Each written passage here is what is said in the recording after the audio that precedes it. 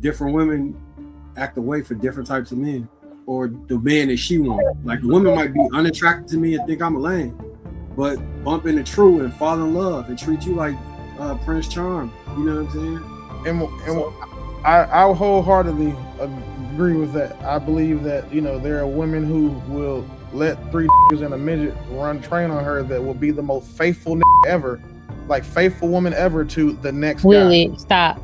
Just stop. Wholeheartedly, it happens. So we say this again.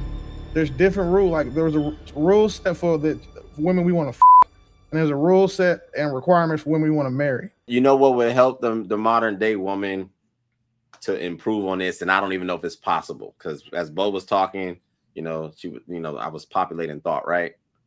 It's not social media, in my opinion, in mass. I think social media aids to it. What I think, dating women for all these years, we can't beat y'all experience. Every woman is like a historian. Y'all don't reset. You date your past, even if you current and future. So any dude that's in front of you is always going to be in competition with the 12 to 15 to 20 dudes before. Regardless on how it worked, you pick something about that interaction that you did like. Maybe he wasn't as fly dressed, but he opened your door, or he got you a doggy bag. I don't know. But what I've learned about women is y'all like to kind of take a little bit of everything. Y'all love to go to Costco and get the samples. That's how y'all date. Y'all just take a little bit of everything every time you date. And then now you want this dude to compete with that whole slew of guys. You know what I'm saying? And until I think that changes, where, okay, I got to come in fresh. I got to see what he's willing to offer me and not have that ego battle, the experience, it ain't going to change, in my opinion. So is there a difference between understanding, having experiences, learning what you like, setting a standard, rather than like comparing you to the other guys? Like, can there be a difference there? And I got a follow-up question. Answer that, Drew. No, answer that first. I think that it's fair to take your experiences if they're within that person's capacity, because this is where, in my opinion, you got to know who you're dealing with. Yeah. I've noticed that that's not something women generally do. Like I said, they pick it apart. He did this right. Cool. I want this treatment, but then I want it from this dude. But you didn't assess if that dude's capable of that.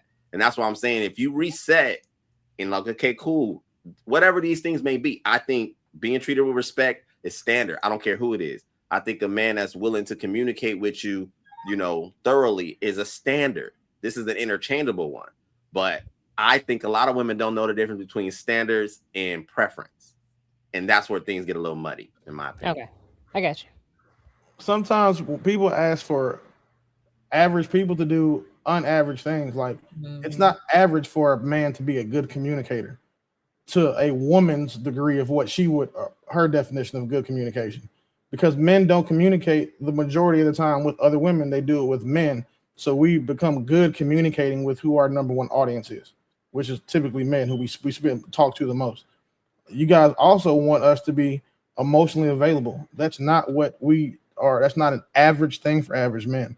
So you guys tend to say, okay, well, I don't have issue with average man as long as he does above average shit. Well, if the man is doing above average shit and is above average things, he's not an average guy.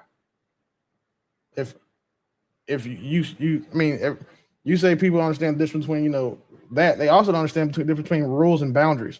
Boundaries are self-imposed. Your boundaries are for you and what you will do or what you will not do. A rule is what you impose on someone else. You can't impose your boundary on someone else, but you can impose rules on someone, because if your boundary is then saying that if you don't respect this rule, then I'll remove myself. But that's also, and again, another thing that word gets thrown around, or a concept gets thrown around in these dating streets, that people don't ever understand what you're talking about. So True, I had a follow-up question, right? I remember one time on the panel you were saying like you've dated women who didn't do things for you, right? So you made a comment that like now that you've been treated well by someone who's done things, that's a standard for you. Do you feel like it's a double, like there's an expectation for women not to bring in baggage, but men are allowed to do that? Do you find that they're like? Okay, so let me expound upon that, because that's crazy. You remember that. I use that as an example because my standard was always for women to treat me a certain way. At a season in my life, a very brief season, that was harder to identify with. The marketplace just wasn't offering it. So I attached to what I knew was possible. And so it wasn't like a new standard. It was like, oh no, these are my people, right?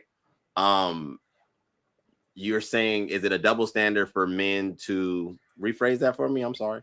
To once they experience something or they find out what doesn't work for them, they make modifications on their requirements. But I feel like when women do the same thing, there's more pushback. I think in most cases when I'm observing men, I think they do it within reason. Typically, if you hear a man do what you're saying, it's always something that, in my opinion, she's capable of. It's not superstar status or superwoman status. It's typically something sexual, something domesticated. Typically, he's not being like, yo, my last girl got me candy paint and 24-inch rims. She got to do that. That's not typically how we think. But y'all will get a cell phone from one dude, and then you're like, you know what? Now he needs to give me a whole living room set.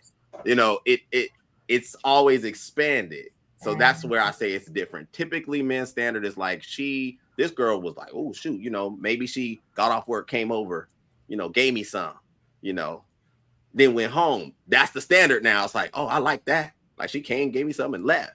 All women are capable of that. That's the difference, in my opinion. Do y'all think that that women give different men different versions of them? 100%. Is a pig's pussy? Yes.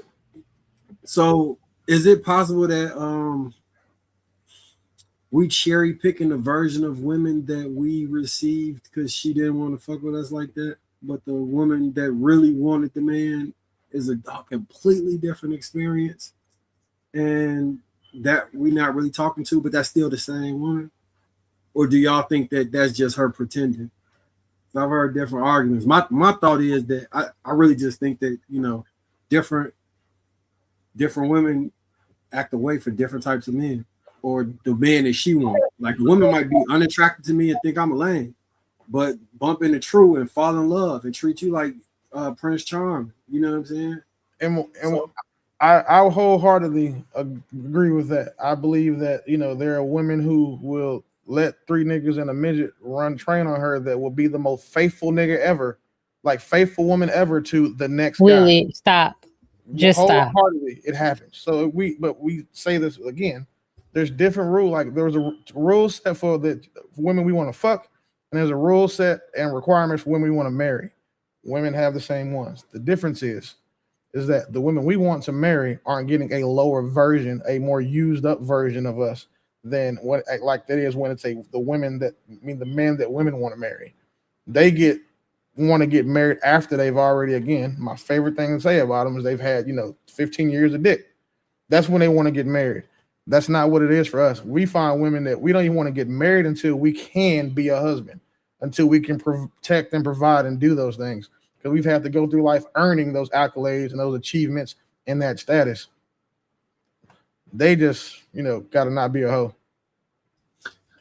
Do you think the majority of men wait to that point, or because there's a lot of 50-50, or you know what I'm saying, or men that's not in the ideal space dealing with women? Yeah. Like, from an upper echelon perspective, I know you make a lot of money and you're at a certain point in your life, you know what I'm saying?